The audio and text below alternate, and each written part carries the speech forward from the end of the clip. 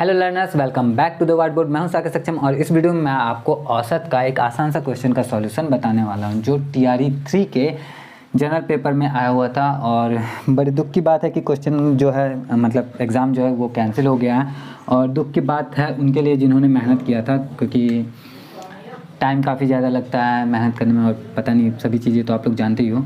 लेकिन अच्छी बात भी है इसमें, क्योंकि बहुत सारे लोग, आपको पता है कैंसिल होने का रीज़न है और रीज़न जो है वो वैलिड भी है, क्योंकि अगर कैंसिल नहीं होगा तो फिर उनका रिज़ल्ट बनेगा जिनका जुगाड़ रहा होगा, मेहनत करने वालों का तो बनेगा नहीं।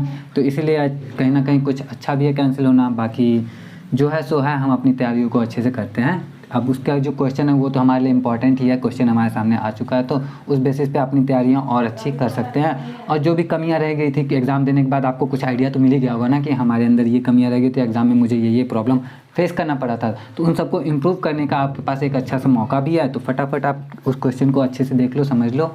उनमें से ये क्वेश्चन का सॉल्यूशन मैं आपको बता रहा हूँ। 5 संख्याओं का औसत 27 है, यदि एक संख्या हटा दी जाए तो औसत 25 हो जाता है। निकाली गई संख्या क्या है, ये हमें बताइए। अगर आपको सीधे सीधे इसका सॉल्यूशन जानना है तो देखो, 5 संख्याओं का औसत बोल रहा है और औसत में कमी कितनी को हुई है, तो औसत में कमी हुई है हमारी कितने की, कहाँ गया भाई, 2 की कमी हो रही है।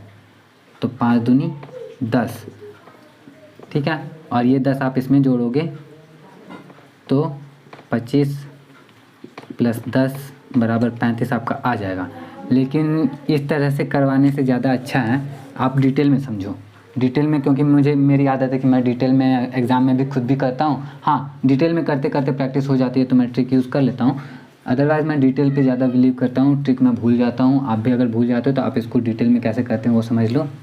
5 संख्याओं का औसत 27 है, तो औसत क्या होता है, कोई 5 संख्याओं का औसत है तो 5 संख्याओं का योगफल, पहले हमें 5 संख्याओं का योग बटा 5 करते हैं तो आता है हमारा औसत, ठीक है। अब ये 5 संख्या का योग बार बार मैं नहीं लिखूंगा, तो इसकी जगह पे मैं एक छोटा सा चीज़ यूज़ करता हूँ जो अपने कैलकुलेशन में यूज़ करता हूँ, 5 प्लस, यानी कि 5 संख्याओं का जो योगफल है बटा 5 बराबर 27 आता है। यानी कि 5 संख्याओं का योगफल बराबर कितना आएगा, 27 × 5। तो 27 पचे कितना होता है हमारा, तो 27 पचे होता है 135। तो 5 संख्याओं का जो योगफल है वो है 135। अब हमें आते हैं कि जब एक संख्या निकाल दी जाती है, यदि एक संख्या हटा दी जाए तो औसत 25 हो जाता है। तो एक संख्या हटाने के बाद जो औसत है वो 4 संख्याओं का औसत है, यानी कि उसको हम इस तरह से लिख सकते हैं, 4 संख्याओं का योगफल बटा 4 बराबर 25। बिल्कुल इस तरह से लिख सकते हैं।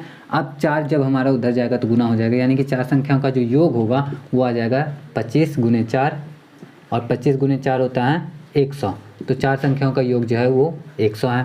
अब 5 संख्याओं का योगफल 135 था और 4 संख्याओं का योगफल 100 है। तो इस बेसिस पे अब आपसे मैं बिना नहीं भी बताऊंगा तो भी आप बता दोगे मुझे कि जो 5वीं संख्या रही होगी, जो संख्या हटाई गई है, निकाली गई संख्या क्या है, तो निकाली गई संख्या ऑब्वियसली 135 - 100 यानी कि 35 होगी। और 35 ही हमारा राइट आंसर भी होगा। तो 35 ऑप्शन ए में है, तो ऑप्शन ए हमारा राइट आंसर हो जाएगा। और इसका ऑफिशियल आंसर की तो आने नहीं वाला, एग्ज़ाम ही कैंसिल हो गया तो क्या ही ऑफिशियल आंसर किया आएगा। लेकिन कोई बात नहीं, आप मेरे पे ट्रस्ट करके आराम से सारे क्वेश्चन के सॉल्यूशन देखो। डिटेल में एक्सप्लेन करके बताऊंगा, आपको डाउट नहीं रह जाएगा कि यही आंसर सही है या दूसरा रहेगा। तो जितने भी क्वेश्चन के सॉल्यूशन बताऊंगा, वीडियो आती रहेंगी। अगर इंटरेस्टेड हो तो चैनल को सब्सक्राइब कर लेना। वीडियो कैसा लगा आप बता सकते हो, और मिलता हूँ मैं आपसे नेक्स्ट वीडियो में। जय हिंद।